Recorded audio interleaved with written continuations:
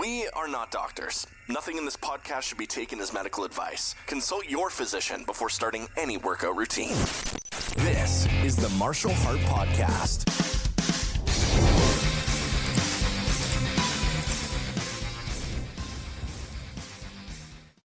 Hey, how are you? Welcome back. And this is, believe it or not, the third time I tried to do this tonight because I kept screwing it up. Everything was getting all jacked up with the audio, and it was mostly because of stupid things I was doing. But here I am. I'm finally here. And I thought tonight I would talk about exercise. Because it's important. But those of you who have known me for any number of years know that I've exercised frequently, often inappropriately, and doing really bad things to my joints and to my tendons and things like that. And that's why I have bad shoulders, I have bad elbows, I have bad knees, I have a bad hip. And now my lower back is, deciding to join in on the fun because I guess it didn't want to be left out. So one thing I didn't do much of, except when I had to, was cardio. And so there's a thing about you're going to exercise regularly, but are you doing the right kind of exercise, I guess, is the question everyone needs to ask themselves, because cardio is what's good for your heart. And it's good for your lungs and good for your lung capacity and your circulation and all those things. And for years, I avoided cardio exercise, like it was a drunk Bill Maher somewhere. But I exercised. I did cardio when I needed to. I did minimum amount of cardio to help my muscle growth and get them gains, But I also, ran and did whatever I needed to do in the military because they make you do it, because they're a tyrant, and they make you do cardio, and that's evil. So I've never been a fan of cardio. I think some of it was, later on, it was the joint issues and things like that. Running just really didn't work very well with my bum knee, and I really kind of tore up my knee at an early age. I was only about 19 when I just totally ripped up my meniscus and didn't get any surgery. They didn't really do a whole lot of that when you were in the military. If it was tolerable and you could actually still walk and do everything else, they were like, oh, you're fine. They weren't going to go in and do any kind of arthroscopic surgery to repair a meniscus or anything. So I walked on that and just kept re-injuring it over and over again for 30 years, basically, before having it repaired. And it was not fun to do cardio. It wasn't fun to run and jog or do any of that stuff. Or biking wasn't too bad. So sometimes whenever I was adding cardio to my exercise routine, I was usually doing it on a bike of some sort, a stationary bike in the gym. So it's that was a little bit easier on my knees. So as far as being like a runner, that was never going to happen for me. I ran when I had to, and I tell people now, if you see me running, you need to run too, because there's probably a bear. And people always think that's funny, but it's probably true. And I ran in the military. I would run. You had to do a push-ups, sit-ups, and a 2-mile run back then. They keep messing up and changing and implementing new types of physical fitness testing, especially in the Army these days. So I keep reading about it all the time. And, back then it was very simple. It was you did push-ups, you did sit-ups, and you did a 2-mile run. And these events were timed, and you had to meet a certain minimum, amount of those things and come in the 2-mile run at a minimum time. And those times and the amount of, the number of iterations for, or repetitions rather, for push-ups and sit-ups changed the older you got. And your run time also changed the older you got. So it was I would say it was challenging, but it wasn't challenging enough that you had to be an athlete to pass it because you didn't. The people who were athletes, like I knew quite a few people. There were quite a few people that I encountered in the military who were just absolutely fitness lunatics, and they worked out all the time and would have insane cardio. I also, even when I was in basic training back in 1987, one of the people in my platoon, my training platoon, was a marathon runner, even as an 18-year-old kid. He had already participated in marathons. So he was lapping us on the 2 mile run and wasn't even breaking a sweat because he ran at typically a 4 minute mile or thereabouts. And we had like 18 minutes to do 2 miles. So he was done. He might as well have been eating ice cream by the time we came in. And I had another fellow that I was in the military with, a fellow NCO who was really, really into fitness. And in college, he had been a cheerleader. And I never really thought about it before, but apparently these cheerleaders are in phenomenal physical condition. And this guy could just get down on the floor and do 1,000 crunches and like it was nothing. He did that a couple of times a day just for fun.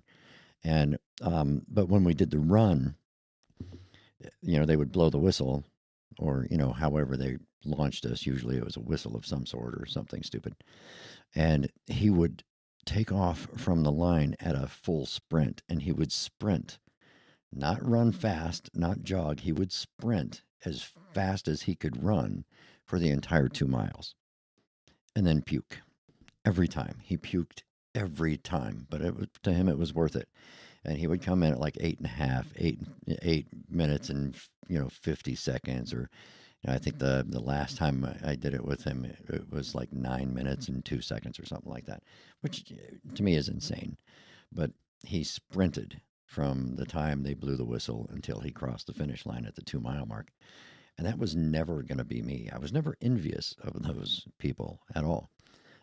I always admired them, their fitness level and their abilities, but I was never going to try to emulate them because I hate running, and I always hated cardio. And I think that started when I was a kid playing soccer in a soccer league, a city soccer league. I was probably 13, I think 13 maybe 13 or 14. And soccer involves a lot of running, a lot of running. And when you're kids playing soccer, there's a lot of just running up and down the field. I think it's actually just disguised running because you just run up and down the field in your little, area, right? You're a fullback or a halfback or you're a wingman or whatever.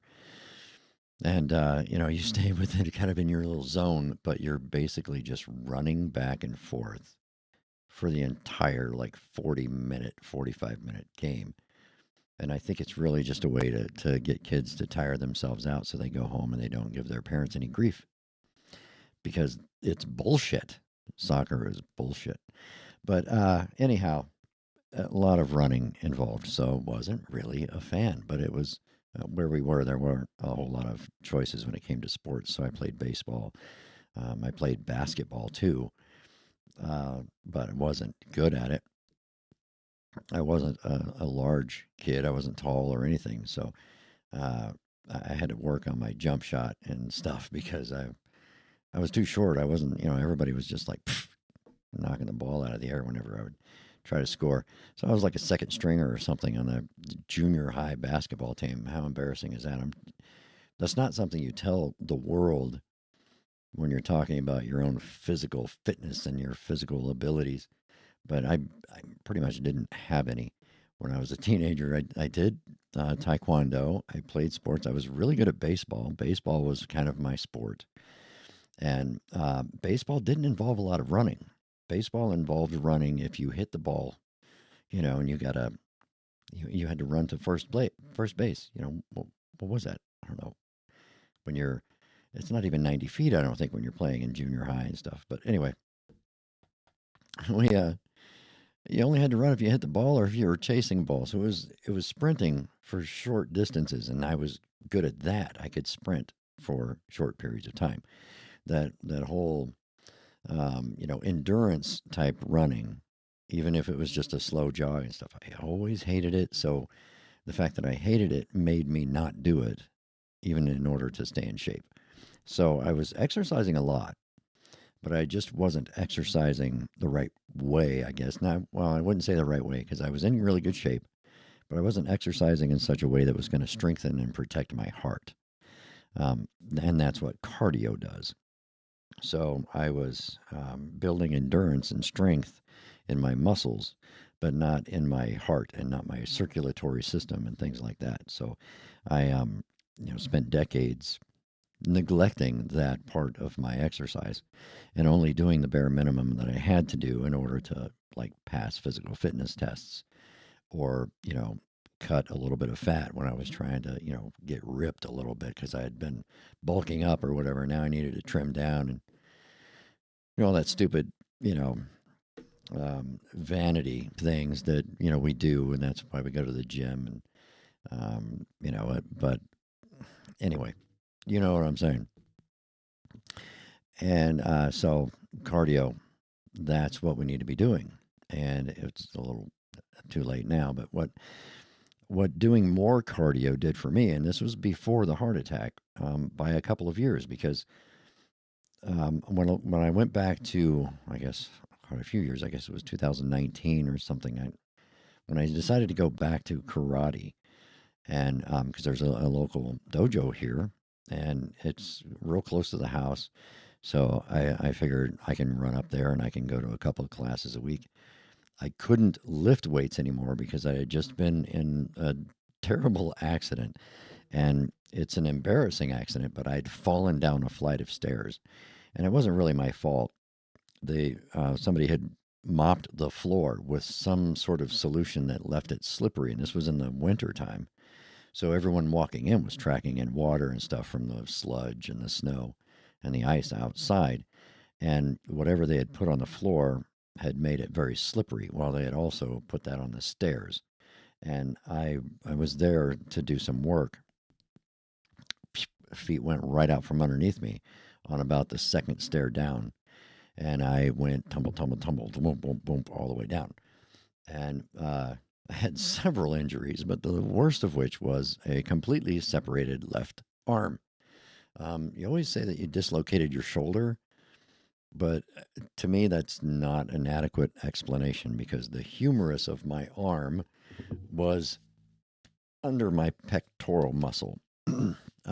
So it wasn't supposed to be there. It was like here, if you can see. It wasn't up here where it was supposed to be. And sorry for the microphone distance thing, but over here might be a better idea to show you if you're watching on YouTube or Spotify. Like the tip of your shoulder is right here. That's the top of your joint. The what do they call it? The head of my humerus, which is your upper arm bone, and the head would be the top part that goes inside this joint, was over here, and that's not where it's supposed to be. So, hurt like hell. Couldn't do a whole lot. No one helped me. I had to crawl back up the stairs, I guess, and while the security guy there just sort of asked if I was okay.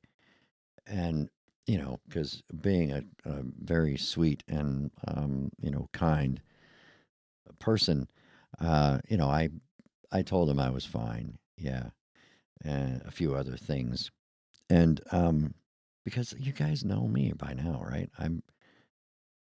I like to keep things inside. I I don't express myself well. And that's a complete lie for anybody who actually knows me. No one who has ever been around me anywhere ever has any question about how I feel at any given moment. In fact, that's what one of the people at work at my office says about me. It was like, we never have to wonder how you feel about things. And that's true. So, anyway, trips to the hospital. It was a very big ordeal. It took them like 4 hours to get my arm back where it was supposed to be. And I have this weird thing, and I'm just going to tell the whole world right now. Doctors often ask me if I was ever a drug addict because my system is incredibly resistant to certain types of narcotics, including things like morphine and propofol, stuff like that. You know, the drug they killed Michael Jackson with, which was funny. Anyway, they had 4 guys, 2 doctors and 2 male nurses, holding me down, trying to wrench my arm back to where it was supposed to be. Resetting someone's arm, resetting someone's shoulder is a fairly straightforward procedure as far as I can understand it, but only if it's going to go back in. So if it doesn't, worst case scenario, they can have to do surgery, go in and surgically fix it. But they just couldn't get it to come out of where it was and turn at the right angle to go back in. And so it was murdering me. It was really terrible pain. When I first got there, I was in a lot of pain. They gave me a shot of fentanyl. And then they gave me a Percocet. And then they came back in later and gave me another shot of something else. And then they had me in the procedure room, and they were working on my shoulder and working on it and working on it and working on it. And I was in incredible pain because I was just grunting through it and trying to let them finish. And it just wasn't going to go in. So he said, well, okay, we're going to have to do some things that you're not going to tolerate well. So we're going to give you a bunch of drugs, and you're going to enter into this twilight sort of condition where you're not going to be under general anesthesia, because then we've got to get an operating room. We've got to do this and do that. We're just going to put you like in this twilight, kind of thing. And then we're going to, that will relax everything, and we should be able to pop that back in there. I'm like, I don't care what you're doing. Just stop doing what you're doing now and give me some drugs. That was basically what I said. So he tells me, I don't know what's happening. Things are falling. Anyway, he says, this is going to be propofol. We're going to give you some propofol. And my first question was, isn't that what they used to kill Michael Jackson? And he thought for a second. He was like, well, yeah, I think that is. And I was like, oh, that makes me feel better. Give me lots of that drug. So anyway, the nurse comes in, and he tells her to inject me with whatever milligrams of this drug. And while she's doing it, he asks me to count backward. Like, that's their favorite thing, to make you feel stupid. They're going to dope you up so that you're, a little bit incoherent, and then ask you to count or do your alphabet or something. And they're just trying to embarrass you. They're just entertaining themselves, I think, is what they're doing.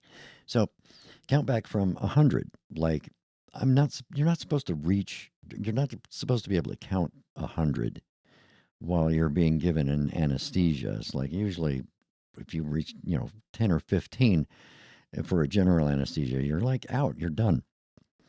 But he asks me to count backward from 100. So I start. And about every 10 numbers, he tells the nurse to inject another certain number of milligrams into my system.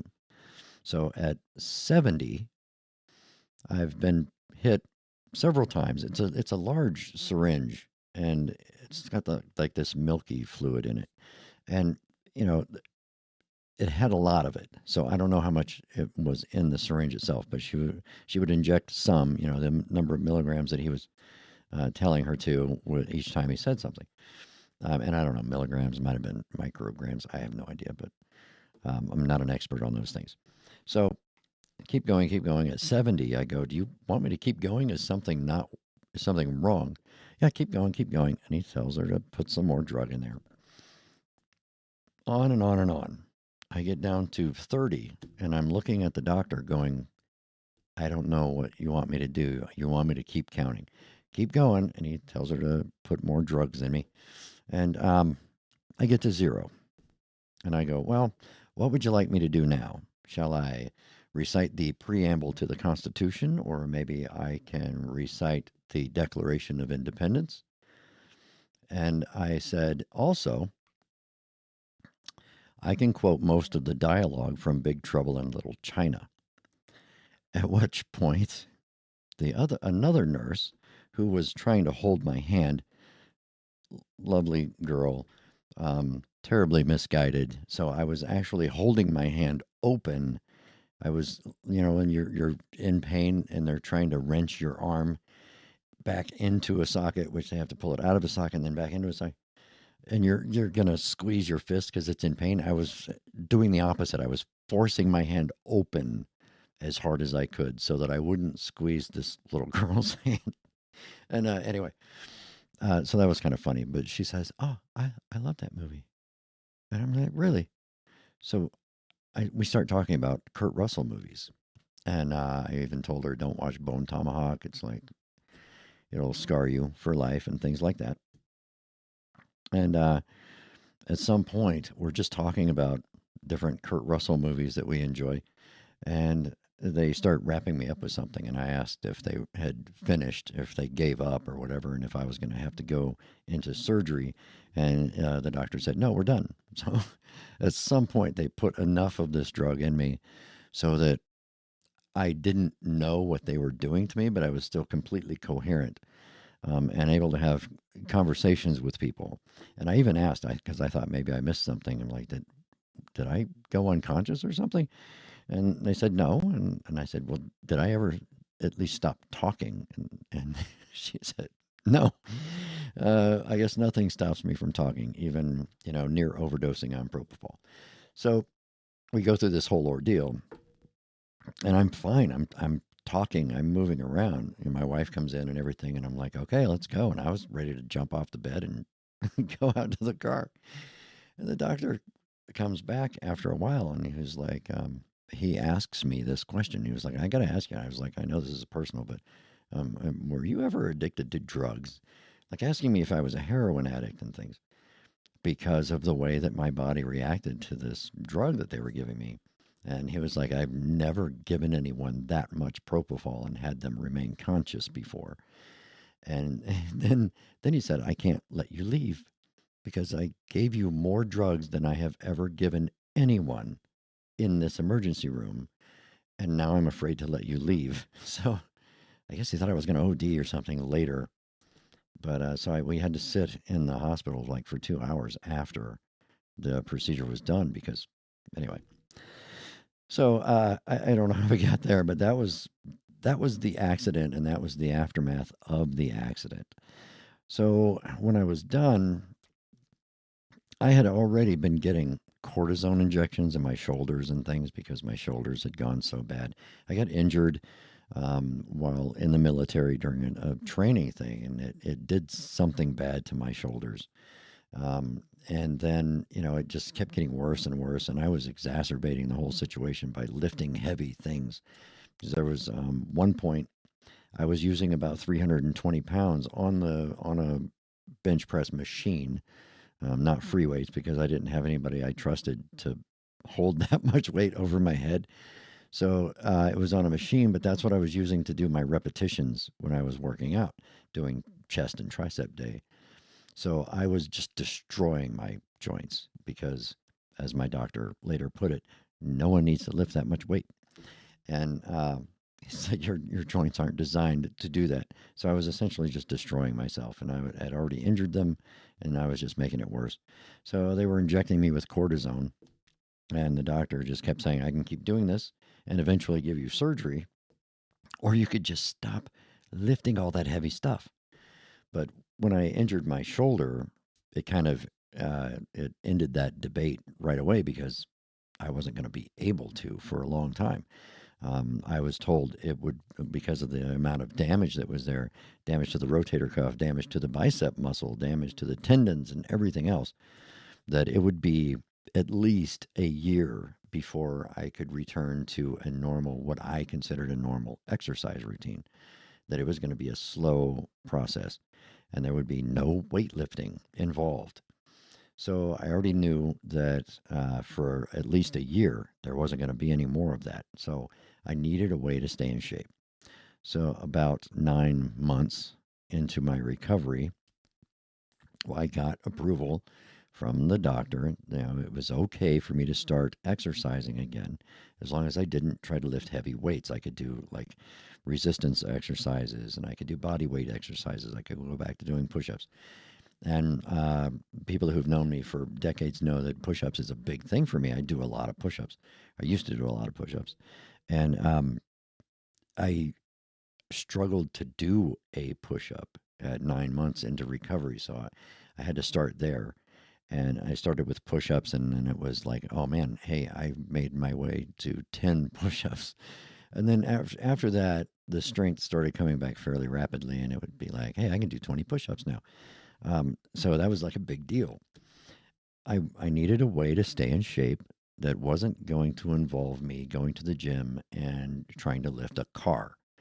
So I said, hey, I did martial arts for years, and it's a great way to stay in shape. I've missed it for a long time. And I've always said for the last few years that I should go back to doing that because I enjoyed it so much.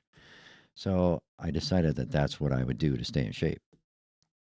And I got online, I looked around, I found a local dojo or gym, whatever you want to call them these days. Not everybody calls it that. Where they did karate and Krav Maga, and they did some women's self defense stuff. They did some regular fitness stuff, and they had a jujitsu program as well. So I went back and I signed up initially just for karate, and it was a Shotokan karate, or um, uh, it's a long story. We're going to have to talk about the history of martial arts and Taekwondo in one of these things. But anyway, Shotokan karate and Taekwondo are essentially the same thing. I know a lot of people are going to argue with me about that, and they're going to say, that's not true. Gishin Funakoshi did blah, blah, blah. Shut up. It's the same thing. You use the same katas or forms. For those of you who are not into martial arts, it's those little pre-planned, exercise routines where you're punching and kicking and blocking imaginary opponents. They're in Taekwondo they're called hungs, something like that. But anyway, it's been a while since I had to say any of that in Korean. It's essentially the same thing. So it's Sun Mu Kwan or something, I think, style Taekwondo is essentially Shotokan karate. And I had studied Shotokan before when I was overseas. When I was in Germany, there was a guy who taught Shotokan nearby. So I went there for a little while. So I was familiar with Shotokan and its familiarity to me from Taekwondo because I'd already been through like 3 different Taekwondo schools. And so I signed up. I started doing it, and it's really good exercise. So that's how I was starting to get back into shape because I couldn't do anything else because of my shoulder injury. So I was doing the smart thing, and I was getting more cardio exercise, which helped me trim down because my weight has gone up and down. At one point, I was 220 pounds. And that's when I was my heaviest, when I was bulking up the most. And I always called it bulking up, like when I was just fat. But I wasn't just fat, but it was like you would tell people you're bulking up because you were never going to do the trimming down phase. You were never going to do the cutting, so that you were all ripped. You were just going to keep bulking. And that was kind of what I did for years. And people would ask, and they're like, "Oh, where are you? What phase are you in?" "Oh, I'm bulking up," because I was always bulking up because I wasn't going to compete in any kind of thing. I didn't need to get ripped. I just wanted to be big and strong. And it's an ego thing. I know it's probably an inadequacy thing from childhood because I was a slight child who got picked on a lot until I learned how to punch people in the face, and then figured out that I enjoyed punching people in the face. And so here I am at an almost 57-year-old man who likes choking people out. I can't help it. This society did this to me. The world made me who I am. You know, you would you have adopted the darkness, and I was born in it. So, for a Batman reference, and I hate Christian Bale. He was the worst Batman ever. Anyhow, cardio was when we discovered that I had an artery problem because after doing, karate is cardio. You're doing punching, kicking, you're doing these set things, you're doing some sparring and all this stuff. It's cardio exercise. And so I was doing that. And I started to, like a few months into it, I started to realize my little toe on my right foot keeps going numb. Don't know what it is. I was having some sciatic pain, I was having hip pain, and I'm riddled with arthritis because of all the other stupid things I did to myself over the years. So it wasn't a surprise that I had some joint pains. I already had the bad knee that hurt all the time. I had the bad shoulders that hurt all the time. My elbows hurt all the time. My hands are arthritic.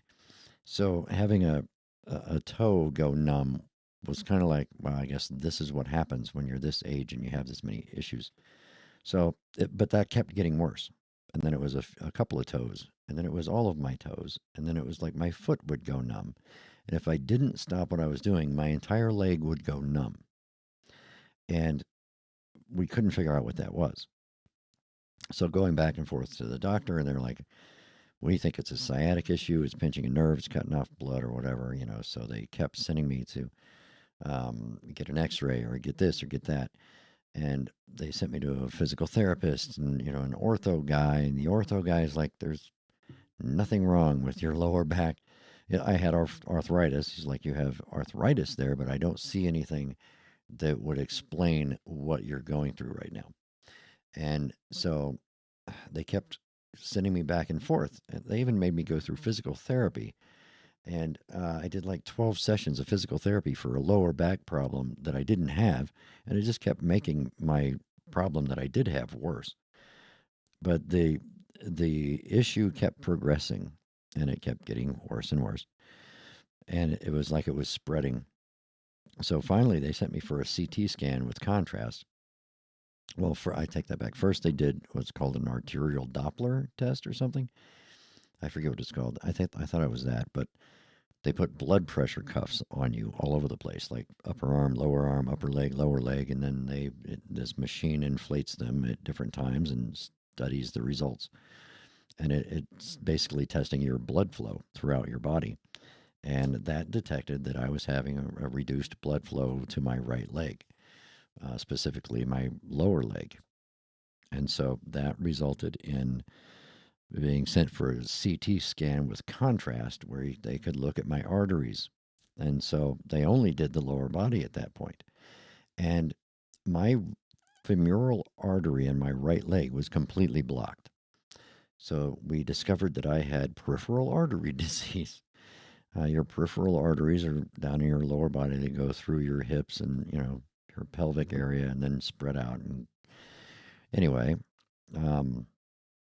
after a lot of studying and scanning and analyzing and everything else, they went in and cleaned out my artery, got roto-rootered, and they cleared out my some arteries and they put stents in my lower body. So that was how we actually discovered that I had, clogging arteries, and eventually that led to a heart attack.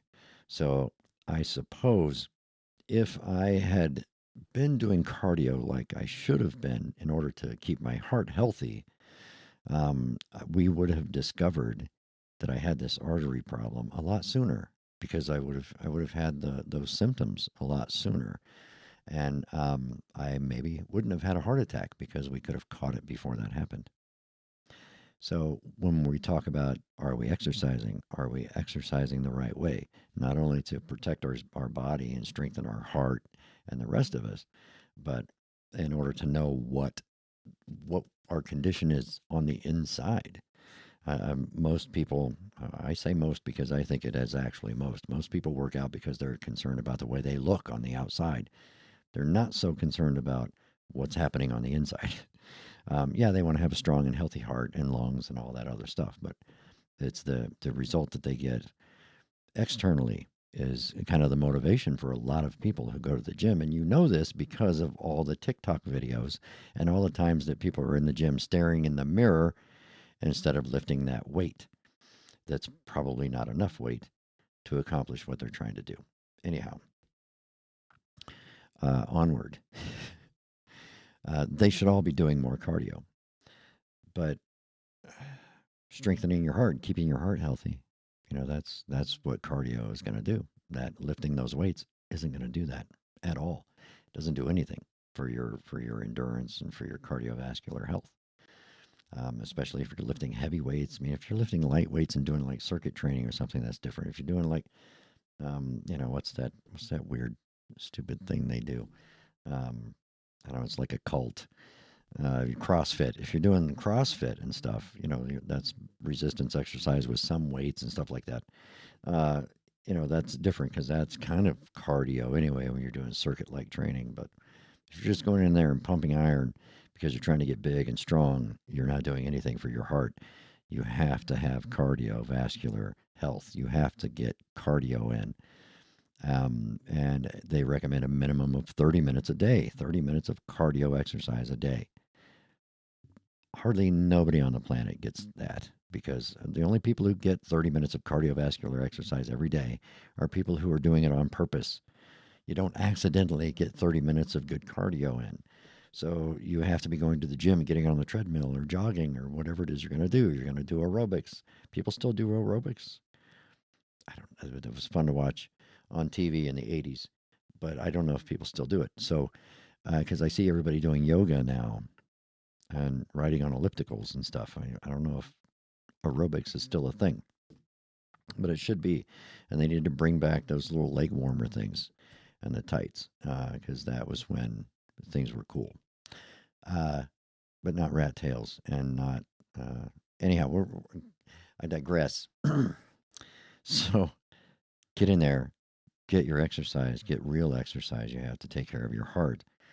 And it's possible that doing cardiovascular, things, doing cardio exercises might help you identify that you have a problem before that problem identifies itself for you by trying to murder you, like my heart did, and like so many other people's hearts did. Now, not everyone has a cardio issue that causes a heart attack, but in my case,